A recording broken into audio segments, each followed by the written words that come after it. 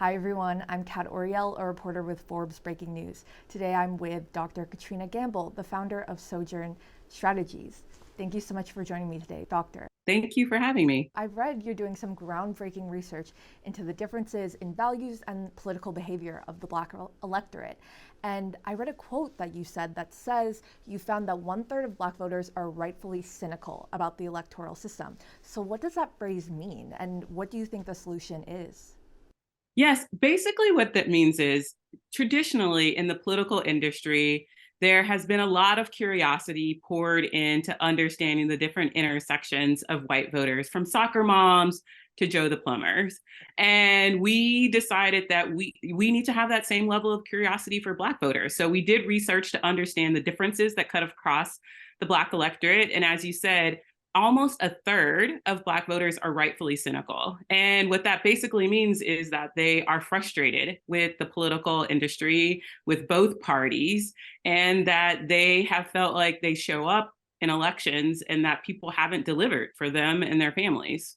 What do you think it says about their faith in election systems as well? Because we've seen, going back to like the founding of the country, voter suppression. Do you feel like that also plays a role in the cynicism that Black voters feel?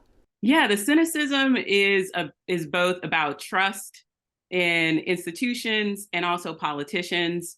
It is about people feeling like that their vote is often taken for granted and that it just leads to a sense of disillusionment. And also that turns into high levels of disengagement. And so that is the thing that we are actually trying to target and focus on, is how do we switch that disillusionment and disengagement to actual engagement in the political process. And what have you found have been the solutions, if any?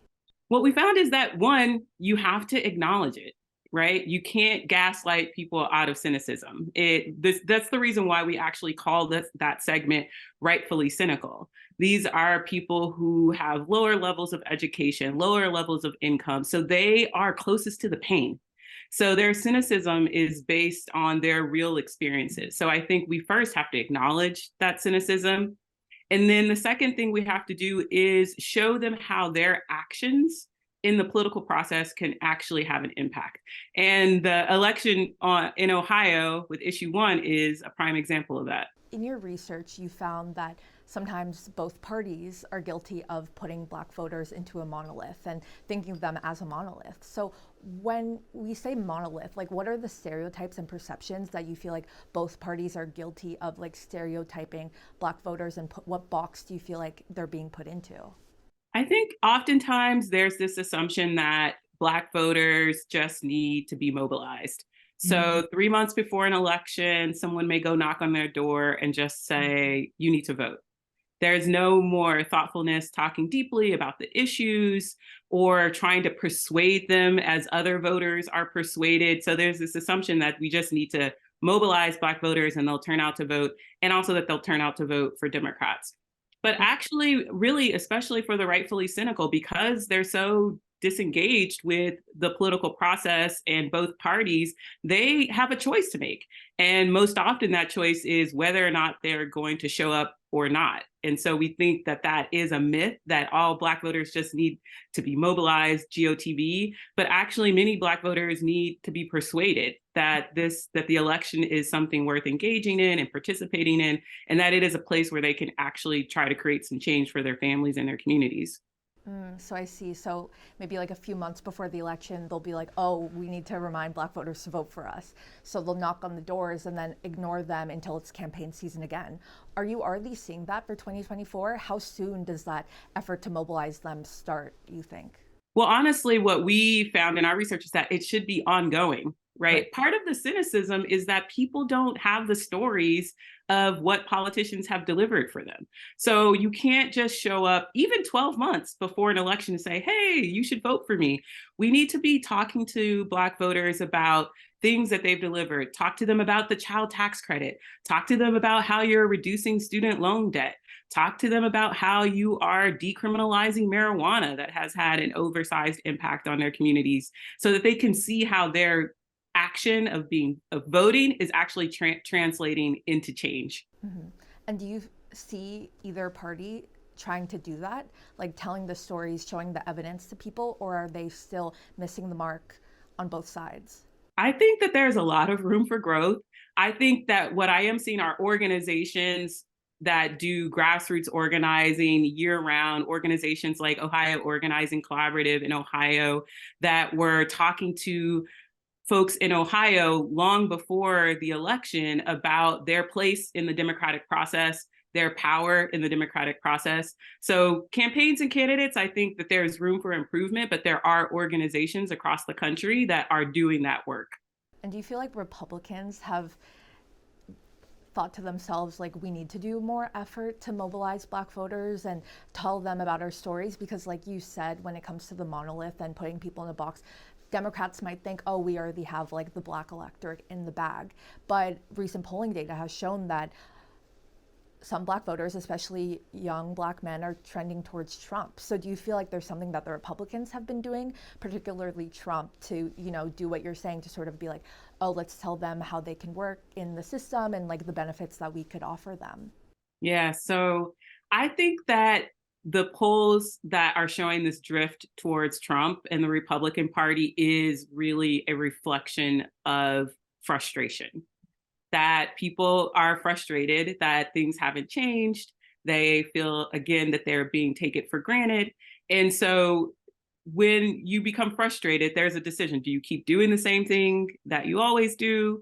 Or what are the other options? And so I think some of these early polls are, again, I think a reflection of that cynicism and the frustration with the Democratic Party and Black voters feeling like that they haven't showed up for them. Because also, if you look at some of those polls too, it shows that about 25% or a fourth of those that said that they would vote for Trump also said that there's a chance that they would vote for Biden. Right. I think that there is maybe this potential drift, but I think the key thing there really is this deep frustration with the political industry not showing up for Black voters. How much emphasis are you putting into these polling numbers in your research, and like how accurate do you find them to be? Because like you said, they might be polling one way, but then on election day it's comes out another way. So do you feel like there is maybe this phenomena where like they are reporting that they're more likely to vote for Trump because they're disappointed in Biden, but ultimately, like come election day, Black voters will show up to Biden. They just want to express their frustration and disappointment. Yeah. So what we found is that in our research is that what really is going to move Black voters to turn out is their own sense of power. So our work isn't really tracking from one poll to the next where Black voters are for Trump or Biden, but trying to understand what are the things that motivate them to take action? What are the things that are going to drive them to be more engaged? What is going to make them feel like they have a stronger sense of power, and so that they want to show up on election day because they want to have an impact on an issue that's really important to them, like abortion rights. So for us, it's less about the candidates and more about understanding the voters themselves and understanding their priorities and what is going to move them to action. And then when you add other factors on top of that, what else are you seeing in terms of the issues and topics that, for example, like young Black voters or older Black voters or women, men, like adding different, and geographically, like how do adding different factors also impact what you're finding? Yeah, so one of the other really interesting segments that we found in our research is one that we've called the next gen optimists. So these are younger voters. They are actually pretty much the opposite of the rightfully cynical. They have a lot more trust in political institutions. They want to be engaged, but the reason why they aren't engaged is because they don't have enough information.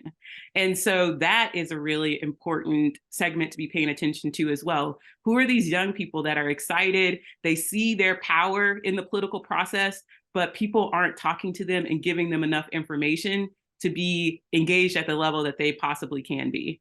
Well, it's kind of weird hearing that because you would think that younger people are more informed because of social media. So you're saying that's not really the case.